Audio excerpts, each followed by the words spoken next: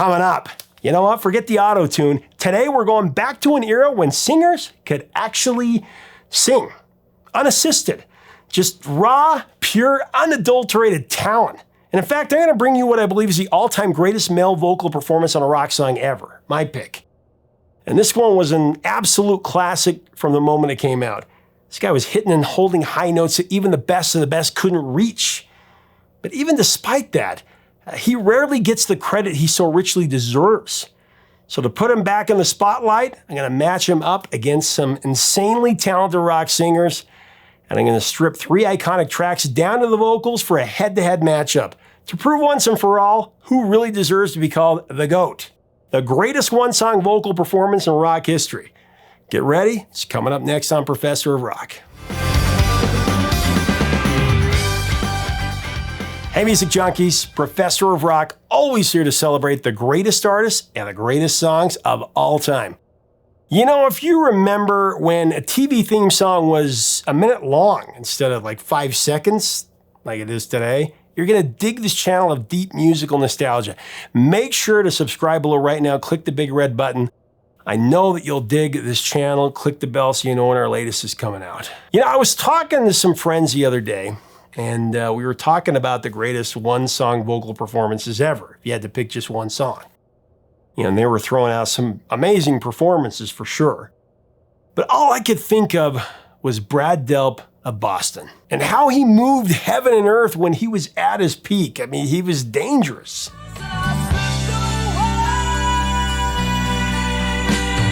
Man, Boston, what can you say? So elite. And so far above and beyond your typical run-of-the-mill rock band. These guys were history in the making from the moment they came out. Of course, their debut self-titled LP was for sure one of the finest AOR albums ever, one that would go on to sell a staggering 17 million copies. Today, we're giving you a different take on their biggest song. Let's see if you agree with my assessment here.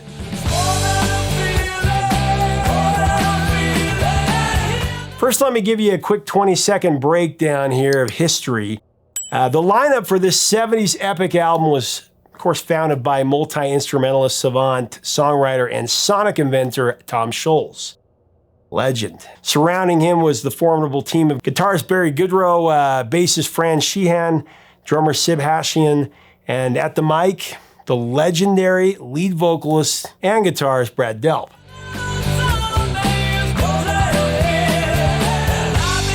This Boston power rock album is a work of both art and science, an extraordinary achievement of imagination and innovation, just a massive triumph. Boston's debut helped save rock and roll, and it likewise ushered in a completely new era of rock excellence. And although there are only 8 tracks on this self-titled masterpiece, every single one of them was good enough to be a hit single on its own. That being said, the band's label Epic chose just 3. Longtime Peace of Mind in today's feature, the larger-than-life lead single, and one that may be the greatest one-song vocal of all time, you tell me, More Than a Feeling.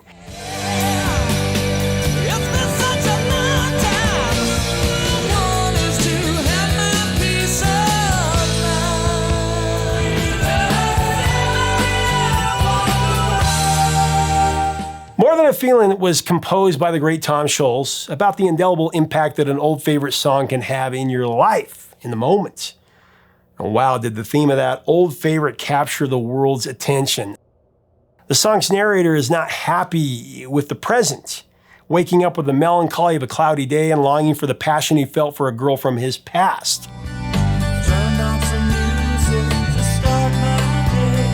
A name that has now been sung, of course, millions of times, Marianne.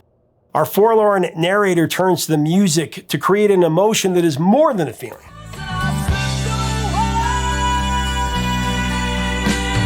It's more than a feeling when I hear that old song they used to play and I begin dreaming till I see Marianne walking away. I see Marianne walking away. Classic.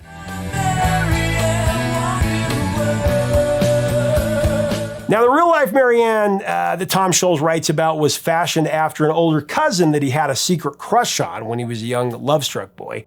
Sholz offered further transparency about his inspiration for writing the song when he cited that the 1966 pop hit Walk Away Renee by the Left Bank was also influential in the composition process when he was writing them.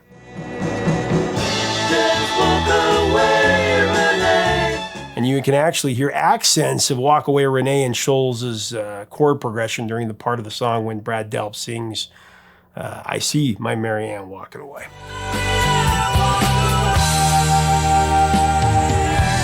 The construction of More Than a Feeling is a Sholz mosaic that took 5 years to complete. It may sound just like a euphoric piece of irresistible ear candy, but there's no rudimentary simplicity in the making of this track at all. Never is with Tom Sholz. That's why it's had such a profound impact for so many generations. It's a perfect song. Every facet of the song was deliberately and strategically shaped by Sholz, who took an intellectual approach to his craft.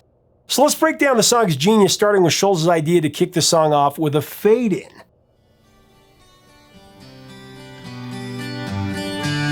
The fade-in, it was a brilliant preamble because it just captivates the listener immediately.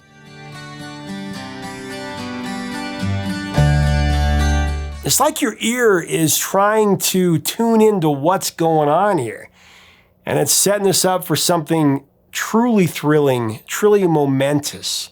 The instrumental intro is a double track of 2 12-string guitars followed by a third acoustic guitar track that doubles with the bass line and the drum snare. I don't think I'm going out on a limb to say this might be the greatest fade-in in a rock song ever. I mean, the Beatles had a couple of great ones. What do you think? 8 Days a Week was one.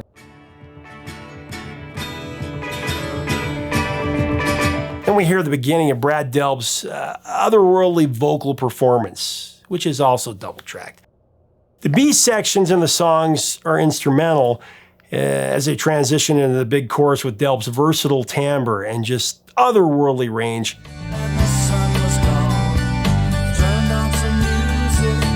Tom Sholz, who is the master sensei of guitar harmony, he's really clever with this implementation of beautiful multi-part harmony in each of his guitar parts, especially in the walk down. That extra layer of sound increases the visceral effect of the song, quite literally making the listening experience live up to the title of the track. It's More Than a Feeling. It's rock and roll surround sound, man.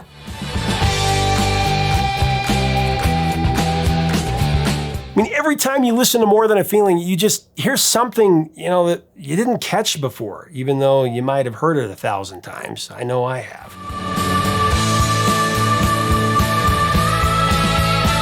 Now, like the musical arrangement, Delp's soaring vocals dramatically shift in sonic intensity, throughout the song. The vocals build the tension in unison with the music and then release it, and then build it up back again for that grand finale.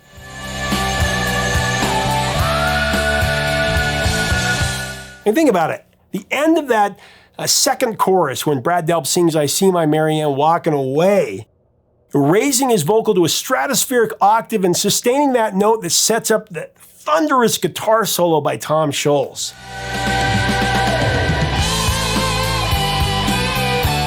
The Delp-Sholz attack is a booming cadenza with the propulsion of it's like the album cover. It's like a spacecraft lifting up to the heavens. It's a prime example of that famed Boston sound that made the group so distinctive, so unique.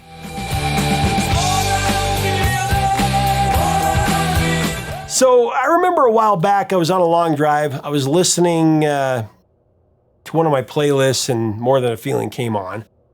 And I'm sitting there listening to it for, the 1300th time or whatever.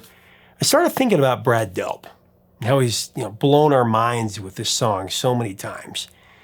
In that moment, I realized just how criminally underrated and underappreciated he is as a vocalist.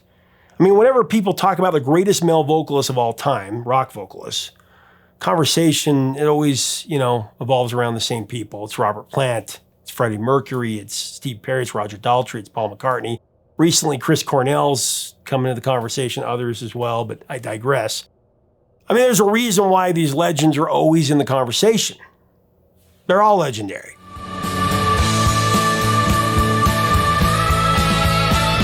The thing is, he could sustain it for long periods of time without any deficiency in power or emotion. It's truly remarkable.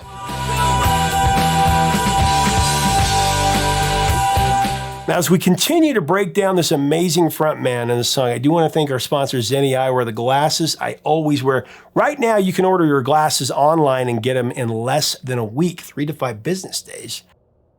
The best part of it all, though, is the price. It starts at only $6.95, and you can design your own. The color, the shape, the fashion, whatever you want.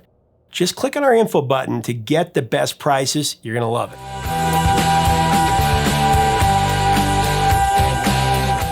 It's just mind-boggling, the gift that Brad Delp had. For further evidence of Delp's prominence, consider how many challengers have stepped up to the mic on More Than a Feeling, and then think about how many have crashed and burned.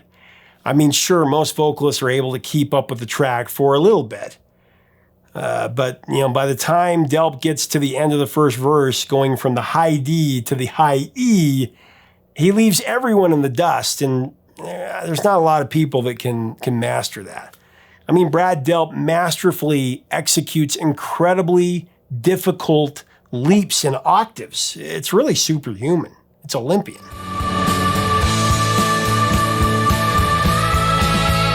How does Brad Delp stack up against the heaviest hitters of his time, though? Let's do a quick exercise and match him up against the best. Freddie Mercury, Steve Perry, and Robert Plant. Just for today, that's who I picked. All three are massively talented, maybe top 3 or 4 of all time. And I picked one song from each of their catalogs and put them up against Brad Delp, More Than a Feeling. Who would come out on top? Let's try to find out. So let's go with some iconic performances from them. I mean, everybody's going to have their own bias about what performances and vocalists that I should have chosen. But just bear with me and let's see where we end up here. Okay, so for Freddie, I chose Bohemian Rhapsody. For Robert Plant, I went with Stairway to Heaven. And for Steve Perry, I actually went out a little bit on a limb and went Mother, Father. So here we go. There was a lady we all know. I sometimes wish I'd never been born at all.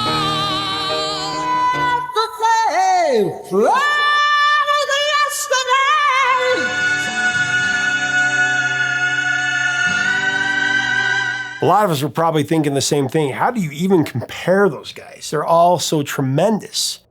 Very tough. Each performance stands on its own in terms of, uniqueness and ability. But, taking into account the power and the range for just one song, what do you think? I think that final note gives it to Delp by a millimeter.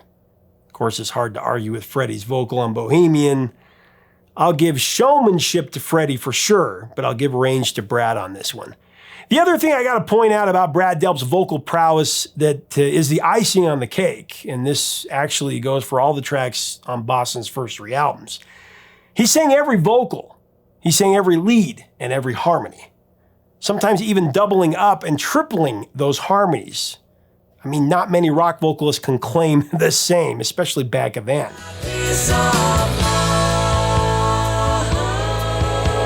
Look, I'm just going to say it. With More Than a Feeling, Brad Delp sets the bar sonically.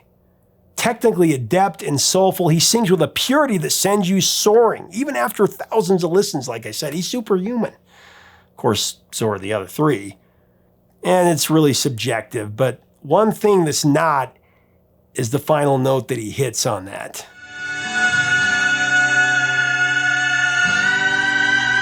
One of the most revered songs of the rock era. It reached number 5 on the Billboard Hot 100, went to number 4 on the Cashbox charts, should have been number 1. Internationally, More Than a Feeling also went to number 22 in the UK, number 16 in Belgium, number 15 in Germany, number 13 in the Netherlands, number 11 in Australia, number 9 in Switzerland, and number 4 in Canada. So not a bad showing to kick things off. I hide in my music, forget the day. But let's talk legacy, starting with pop culture, where it's been going strong for over 4 decades. Beginning in the 80s, More Than a Feeling has been widely used in movies and television. It's shown up in so many great ones. Close Encounters of the Third Kind, She's Having a Baby, That 70s Show, Cold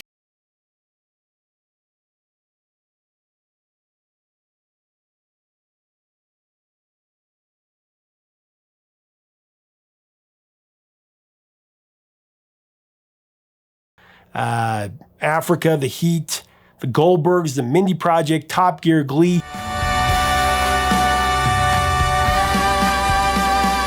Superstore, Mindhunter, Daisy Jones and the Six, and The Middle. I love how they use The Middle.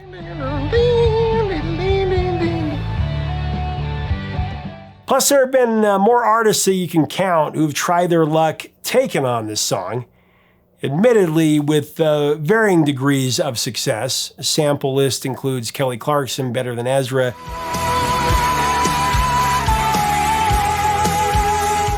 Tori Amos, NSYNC,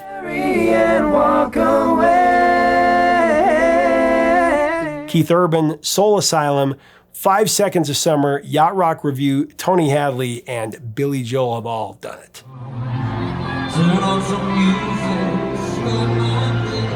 This song has been an absolute monster. It's lifted the spirits of listeners for nearly 50 years now. I don't see it stopping anytime soon. 1,000 years from now, people are still going to be just bowing down to it. And dream of a girl I used to know. I want to take one more moment to pay tribute to the late, great Brad Delp. This episode has already been a love letter to him, but really, you can't praise this man enough. I've talked to so many people who knew Brad Delp personally, including my professor of rock business partner. I think I've mentioned this before. Everyone I've talked to has described him as just a sweet soul, so humble, so down to earth, and unaffected by what often happens in the music industry, which honestly made his passing just that much more difficult. As most of you probably know, Brad's life came to a heartbreaking conclusion on March 9th of 2007. Previously, he had been struggling with the disease of mental illness, and in particular, depression and thoughts of suicide. And it all came to a head when he took his own life at his New Hampshire home. He's only 55 years old. Out of respect for this amazing man, I'm not going to go into detail about how or why. However, I do want to mention the tribute concert performed on his behalf on August 19th of 2007. It was held at the Bank of America Pavilion in Boston. It was called Come Together, a tribute to the life of Brad Delp. Besides the original lineup of Boston, the show also featured Delp's Beatles tribute band Beetlejuice. Extreme was there as well, Sammy Hagar, Mickey Thomas, and Michael Sweet of Stryper.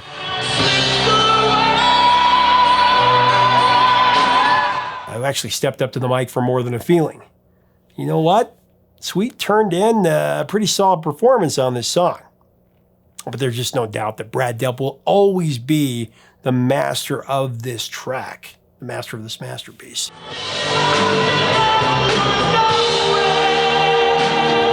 It was a sad ending to an illustrious, otherworldly singer who gave his best every single time out. I'm just going to say it. Brad Delp deserved better.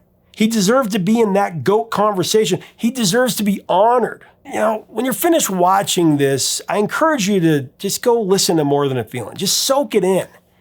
It's more than a classic rock staple. For me, it's the best example of how a song can continue to blow the minds of every single generation. For starters, my dad loved this track. I mean, the first time I remember hearing it, it came on the radio, and he said to me, while turning it up as loud as it would go, "This song is what rock and roll is all about." And then decades later, I had the same opportunity with my own son. It's actually one of my favorite moments as a father. So I'm driving with my autistic son in the back seat. I think he was 6 years old at the time. We're listening to a playlist, and I decided that I'd actually go into my Boston album and play this song. Needless to say, it had an immediate impact. He was just jamming in the back seat, bobbing his head, dancing with his hands, you know. But then after that, he just sat there in utter disbelief. I just watched in my rearview mirror as his eyes got huge. He was just like taking it in. He was in a daze. So he says to me in an excited tone, "Daddy, who sings this song?" Of course, I was smiling ear to ear. "Boston." "Wow, Dad, this is way better than Imagine Dragons." And at that moment, it hit me. We don't have to convince our kids that this music from the golden era is truly elite. We just have to play it for them. Let them listen for themselves. When they hear Marianne walking away, it'll become more than a song. It'll become more than a feeling.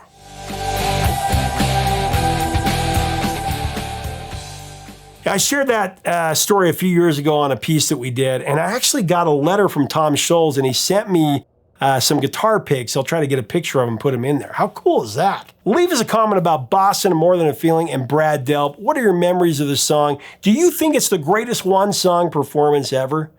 To me, it's close between that and Bohemian Rhapsody. Let's have a great discussion honoring the great Brad Delp below. If you like our content, we invite you to subscribe. We'd love to have you as part of our community. Till next time, 3 chords and the truth, my friends.